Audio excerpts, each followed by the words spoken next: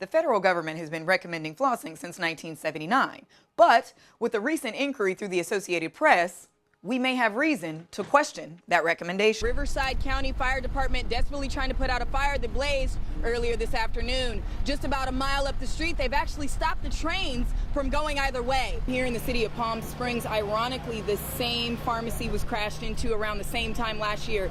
Fortunately, no one was injured.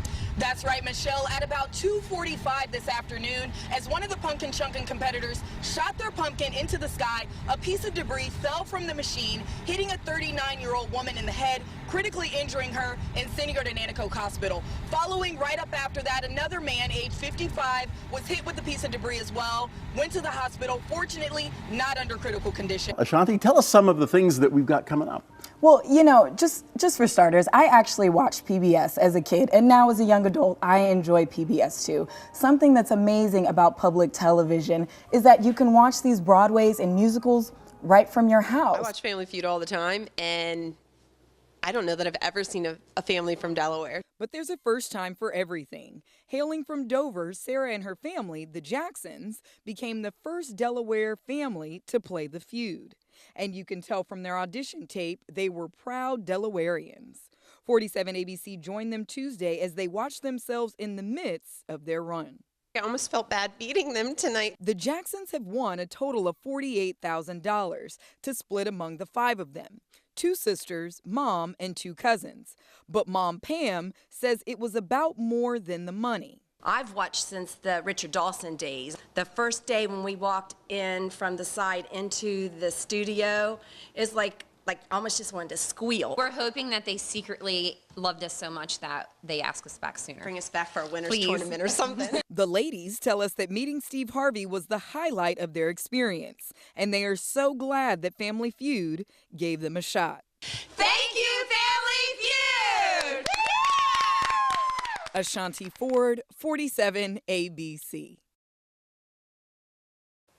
He's yelling, fire, fire, Sharon, get up, get up. Sharon Raimondo tells us it was her boyfriend Bob's voice that woke her early Saturday morning. Her Johnson Creek Road home was on fire.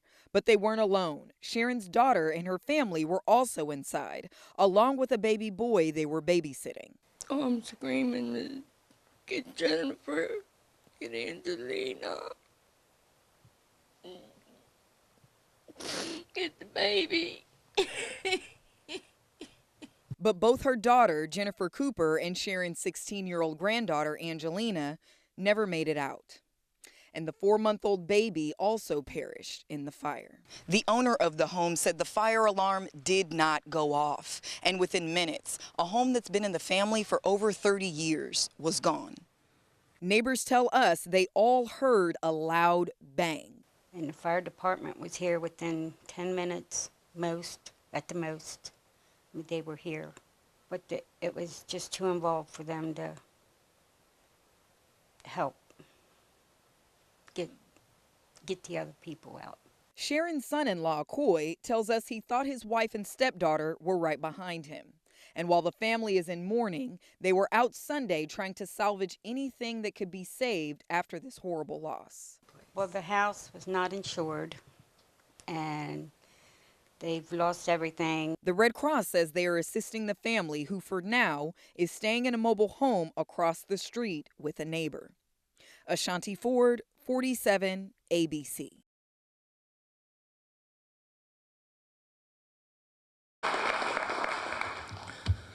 Boy, it's the first time I've seen people in here. This is pretty cool. It's also a first for the Smithsonian Institution. Despite being the world's largest museum and research complex with 19 museums and 9 research centers, the Smithsonian did not have a museum devoted to African American history and culture. On Wednesday, that changed. And officials like Lonnie Bunch have been working towards this day for nearly 15 years. We felt it was crucial to craft a museum that would help America remember and confront. A major geographical part of African American history is the Chesapeake Bay. This region was a gateway for the first enslaved blacks brought from Africa to the American colonies. Later in the 1800s, local rivers were important pathways along the Underground Railroad. After the Civil War, newly emancipated blacks found their way to the Chesapeake shores, where they helped build the region's economy and mold the culture. The late James Walden says the past is what makes the present coherent, and Smithsonian officials couldn't agree more that that serves as the essence for what they're trying to portray here in the museum. Founding director Lonnie Bunch says that this museum alone will continue the conversation on race issues in the U.S., while potentially serving as a catalyst for what we as a nation have the potential to become. Associate Director of Internal Affairs Beverly Welsh could not agree more. Imagine the past, live in the present a little more informed and in a context that will help them, embrace the realities today so that we can always solve the issues of the day to become a better America. More than 100,000 people are committed to helping with the museum costs. That's more support than any other branch of the Smithsonian family. There's 5 floors below ground, 5 floors above ground, and all 10 floors have gems of history, gems of culture, and it can serve as an inspiration. So I think that people who are watching should take the time out of their schedules to actually visit. Ashonti Ford, 47 ABC.